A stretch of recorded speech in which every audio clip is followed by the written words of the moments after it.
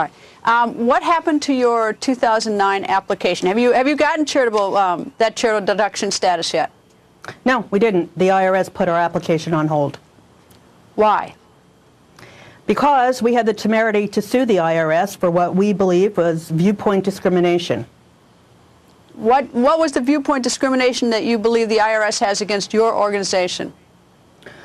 Well, let me tell you what happened. After we filed in late December of '09, by that summer, we hadn't yet received word about whether we were going forward.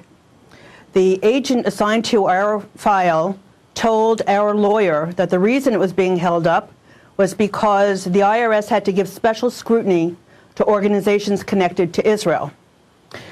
The IRS agent also told our lawyer that some of those organizations were going to be sent to a special unit in Washington to determine whether the organization's positions contradict those of the administration's.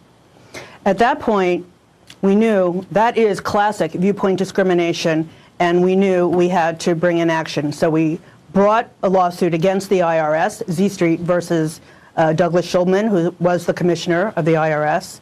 After we filed our lawsuit, the IRS began having several different positions on why it was taking so long, one of which was because terrorism happens in Israel.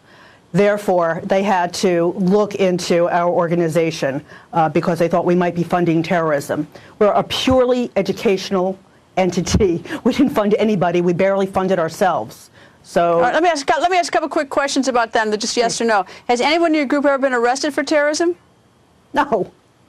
Have your assets been frozen any time in your organization as it might be connected to terrorism? No.